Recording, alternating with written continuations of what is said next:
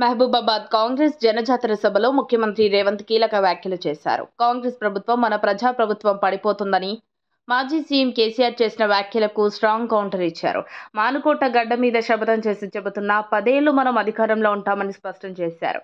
కేసీఆర్ తన కూతురు కోసం మోదీ కాళ్ల దగ్గర తెలంగాణను తాకట్టు పెట్టారని మండిపడ్డారు.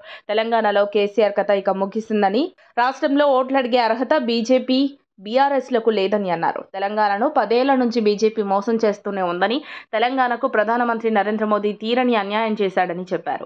విభజన చట్టం ప్రకారం ఇవ్వాల్సిన కనీస హామీలు ఇవ్వకుండా బీజేపీ మోసం చేసిందని మండిపడ్డారు. తెలంగాణలో కాంగ్రెస్ ప్రభుత్వం ఏర్పడిన 100 రోజుల్లో 35 కోట్ల మంది ఆడపడుచులు ఆర్టీసీ బస్సుల్లో ఉచిత ప్రయాణం చేశారని, ఆరోగ్యశ్రీ ద్వారా పేదలకు మెరుగైన వైద్యం కోసం 10 లక్షలు ఇచ్చామని, గ్యాస్ సిలిండర్కు 500 రూపాయలకే ఇస్తున్నామని అన్నారు సీఎం రేవంత్. మహిళల స్వయం సహాయక సంఘాలను ఆదుకున్నామని, 30,000 మంది యువతకు ప్రభుత్వ ఉద్యోగాలు ఇచ్చామని చెప్పారు. యావత్ తెలంగాణ రాష్ట్రంలో బీసీలకు తగినన్ని నిధులు కేటాయించేందుకు బీసీ జనగణన చేస్తున్నామన్నారు. ఈ 100 రోజుల్లో పాలమూరు జిల్లాకు 10,000 కోట్లు మంజూరు చేశారని వెల్లడించారు. ముదిరాజ్ బిడ్డను ఆగస్టు 15 లోపు మంత్రిని చేస్తామని సీఎం రేవంత్ హామీ ఇచ్చారు.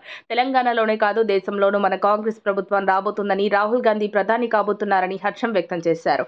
ఢిల్లీ ఎర్రకోటపై ఈసారి కాంగ్రెస్ జెండా ఎగరేస్తున్నామని తెలిపారు. జూన్ 9వ తేదీన ప్రధానిగా రాహుల్ గాంధీ ప్రమాణ స్వీకారం చేయబోతున్నారని అన్నారు. మానుకోట కాంగ్రెస్ కంచుకోట అన్నారు. గత అసెంబ్లీ ఎన్నికల్లో లాగా పార్లమెంట్ ఎన్నికల్లోనూ జనసమితి, సిపిఎం, సిపిఐ పార్టీల మద్దతు తీసుకున్నట్లు తెలిపారు.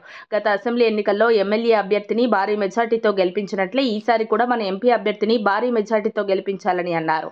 ఆగస్టు 15వ తేదీలోగా 2 లక్షల రుణమాఫీ చేస్తామని, రుణమాఫీ చేసి రైతుల రుణం తీర్చుకుంటామని సీఎం రేవంత్ అన్నారు.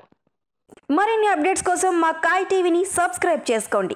మా వీడియో కనుక మీకు నచ్చినట్లయితే లైక్ చేయండి, షేర్ చేయండి. మీ విలువైన అభిప్రాయాలను కామెంట్ బాక్స్లో తెలియజేయండి.